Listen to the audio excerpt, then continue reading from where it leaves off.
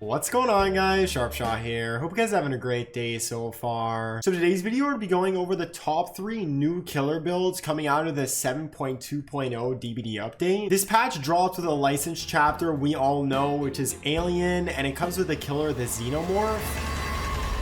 So in this video, I'll be focusing on making the best builds possible out of Xenomorph's 3 teachables. So you guys can mix it up and have some fun using the brand new Xenomorph perks while also still doing really good in your trials. I'm going to be ranking these builds from worst to best, with 3 being the worst and 1 being the best. But don't worry, for example, if you like build number 3 better than number 1, because your favorite killer might actually work better with that build over build number 1. And for each build, I'm going to be explaining what each perk does, and then I'll summarize why those 4 perks make for the best possible build. So yeah, without further ado, let's get right into the video. Coming in at number 3, we have the Rapid Brutality build, which will work best on killers who have a reliable M2 and don't really need Bloodlust like Pyramid Head, and contains Rapid Brutality, Say the Best for Last, Coup de Grace, and Jolt. With Rapid Brutality, you don't gain Bloodlust anymore, but if you hit a survivor with an M1 basic attack, you get a bonus 5% haste status effect for the next 10 seconds at tier 3. So this perk is not good at all if your killer relies heavily on Bloodlust like an M1 Trapper, but if you're a killer that uses your M2 very often and doesn't really get Bloodlust ever anyways, this perk will just give you a bonus 5% haste that'll allow you to catch up to survivors even faster and eventually down them even quicker. With Say the Best for Last, every time you M1 basic attack any survivor that's not your obsession, you gain 1 token, and each token gives you a minus 5% cooldown reduction on a successful basic attack up to a maximum of 40%, which is 8 tokens. And if you do end up hitting your obsession with a basic attack at tier 3, it takes away 2 stacks. And then if the obsession dies in the trial, whatever your token count is at the time that they die is what you're with the rest of the trial. So this perk is really good on killers who are M1 reliant and allowing them to recover from successful hits and get going in their chases again even faster. But it's even better on killers who also have a reliable M2 attack to be able to hit the obsession with, so yeah, you'll be able to chase all the survivors and not just have to avoid the obsession whenever you see them, and you'll be able to eventually get up to your max stacks of Say It Best for Last without accidentally hitting the obsession with your M1. And then once you get your max stacks, you're going to be super unstoppable because you recover so fast from any attacks, and the survivors will barely have enough time to make up any grounds in their chase after they get injured, so it'll allow you to just overall end chases much quicker. With Coup de Grace, whenever a generator is completed, you gain 2 tokens, and you consume a token whenever you do a lunge attack, which is just basically holding down your M1 attack, and that token will increase your lunge distance by 80% at tier 3. Coup de Grace can only hold a maximum of 5 tokens at one time, but it did receive a buff in the 7.1.0 update where you gain an extra token per gen pop. It used to be that you only got 5 tokens in the entirety of the trial for the 5 gen pops, but now if all 5 gens pop, you'll be getting 2 tokens per gen, which is a maximum of 10 tokens in the trial. So you'll be able to have those really long lunges twice the amount of time you used to, and these long lunges will allow you to get hits that you just simply would not have been able to get otherwise for survivors that are a little bit too far away, that are about to vault a window or were about to reach a pallet. It'll allow you to end chases way earlier than they should have, and it's also really fun catching the survivors off guard and having them question how the hell you got that hit. With Joel, whenever you down a survivor with an M1 basic attack, all generators within a 32-meter radius of you explode, regressing the gen by 8% at tier 3. This perk works really well on M1 reliant killers because you're going to be getting gen regression value every down if you're always using your M1s, and it's a really strong gen regression perk because it allows you to focus on chases and not have to patrol and kick generators, because if you're doing good in chases and you're getting a lot of downs,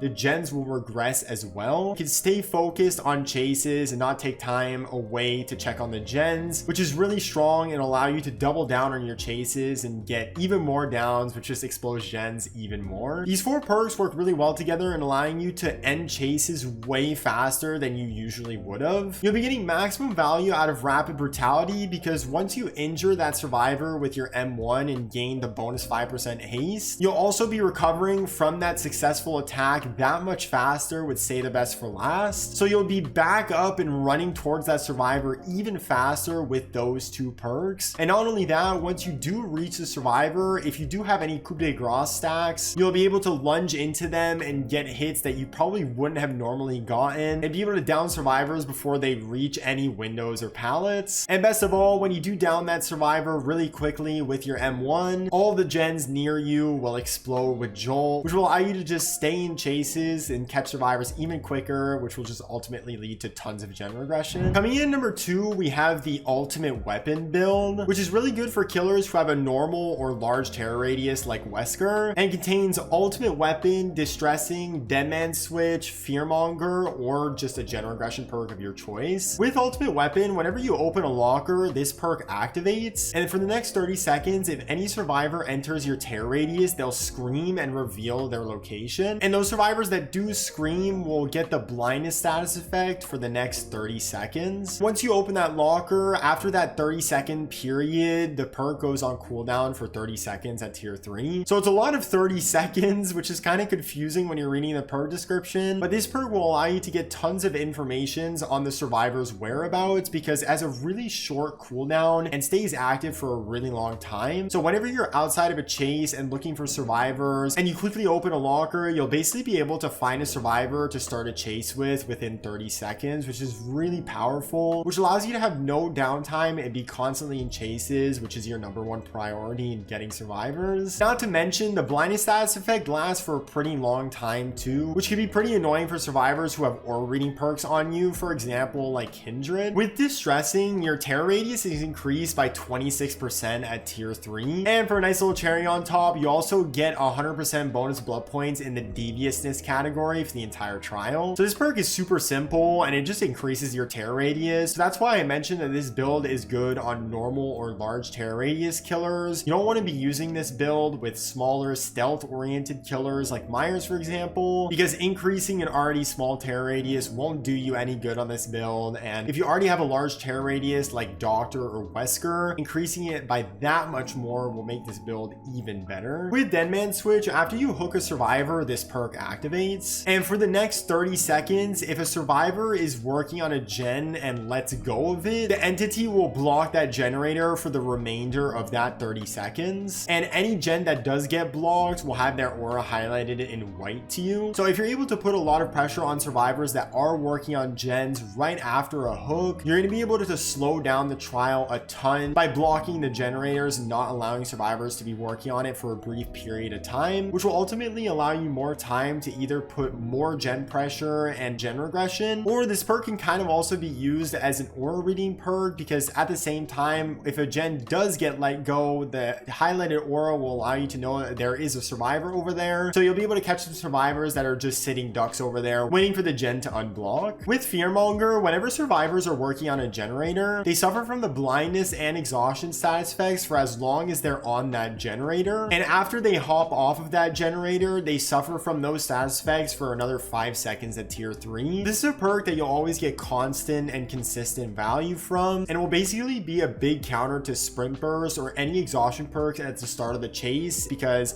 as long as they're running away from you, the exhaustion cooldown won't go down. Best of all, if they did have any blindness or exhaustion cooldown prior to hopping on that generator, the timer will pause when they do start working on that gen. So for example, if they had 30 seconds left of their exhaustion cooldown and they hop on that generator, once they hop off the gen, they'll still have 30 seconds. So it'll allow you to have a lot less exhaustion perks used in the trial, and the survivors working on those gens will be blind, so they'll have no other information around their trial. These 4 perks work really well together in maximizing your ultimate weapon value. You'll be able to super easily find survivors whenever you're outside of a chase simply by opening a locker with ultimate weapon, and with distressing having an even bigger terror radius, any survivor entering that will scream and reveal their aura, so you'll practically always be able to find a survivor every 30 seconds. Best of all, if you do make survivors scream right after a hook and they are working on a generator, Deadman Switch will block that generator, so ultimate weapon will also allow you to inflict even more gen slowdown, and you can double down on the blindness status effect that is inflicted by ultimate weapon by running Fearmonger and having that long 30-second blindness cooldown be be stuck whenever they work back on gens. Or if you don't really care for the blindness status effect, you can swap Fearmonger out for a gen regression perk that fits your killer like Pain Res, Pop, or Jolt. Coming in at number 1, we have the Alien Instinct build, which is really good for killers who travel fast and far and can injure survivors really easily like Wraith, and contains Alien Instinct, Blood Echo, Gift of Pain, and Pop. With Alien Instinct, whenever you hook a survivor, this perk activates, and you see the aura of the furthest injured survivor for 5 seconds, and that survivor that gets their aura revealed suffers from the Oblivious status effect for 20 seconds at tier 3. So I mentioned this perk is really good for killers who injure a lot of survivors, because if all of the survivors are healthy after you hook a survivor, you actually won't get any aura reading and this perk will be useless. So it's really important with this perk that you're constantly keeping survivors in the injured state so you do get that aura read. That survivor that does get their aura revealed is then super vulnerable, because not only is their location obviously revealed to you, but they also suffer from the Oblivious status effect, so they won't hear you coming with your tear radius, and you'll be able to catch a quick down on that survivor, because once you do find them, they're already injured in one shot, so you'll be able to get a quick down and another hook. With Blood Echo, whenever you hook a survivor, all other survivors in the trial suffer from the exhaustion and the hemorrhage status effect for the next 45 seconds, and you can only trigger this perk every 60 seconds at tier 3. This is another perk that works really well if you're constantly injuring survivors, and likewise, if you're not injuring any survivors at all, you won't get value out of this perk whatsoever. And it makes all of the injured survivors in the trial even more vulnerable, because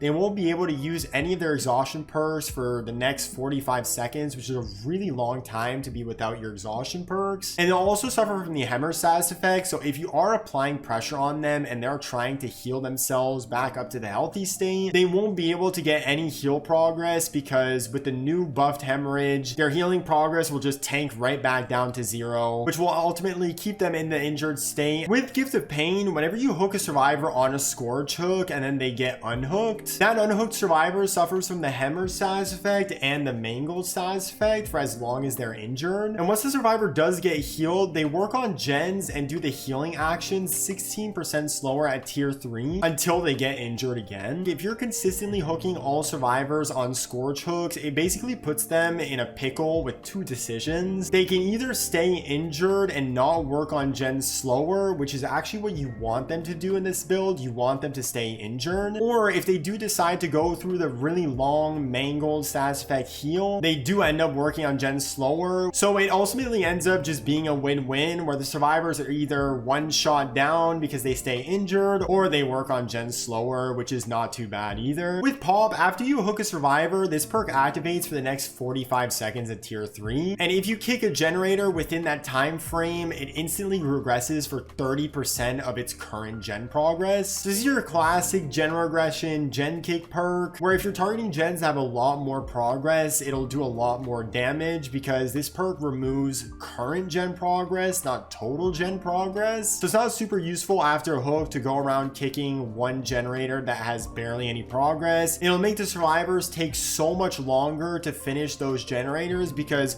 right as they're about to finish, you're gonna kick it for 30% progress, which is really big, which will keep you in the trial for that much longer. And since this perk doesn't have a cooldown and activates on every hook, if you just keep hooking those survivors, it'll compound and they'll have no gen regression if you get quick hooks. These 4 perks work really well together in creating a chain reaction where you get a ton of hooks, which leads to a ton of gen regression. With Alien Instinct, the furthest injured survivor is going to be super vulnerable, because not only are they one shot and have their location revealed to you, they're oblivious to your tear radius, and with Blood Echo, they also have no exhaustion, and they also have the hemorrhage status effect. So right after a hook, you'll be able to really easily down that next survivor, and you'll be able to keep survivors injured throughout the trial with Gift of Pain whenever you do hook them, or if they do heal up, they'll be penalized with slower gen progress. And best of all, once you do get into that chain reaction of always hooking and getting that next Alien Instinct survivor, on the way to that survivor from the hook, you'll be able to kick gens with Pop and inflict a ton ton of gen regression, which will make survivors not be able to pop any generators. So yeah, guys, those were the top 3 builds coming out of the alien update. Comment down below which one of these 3 builds is your favorite and which killer you're gonna use it on, because some of these builds definitely work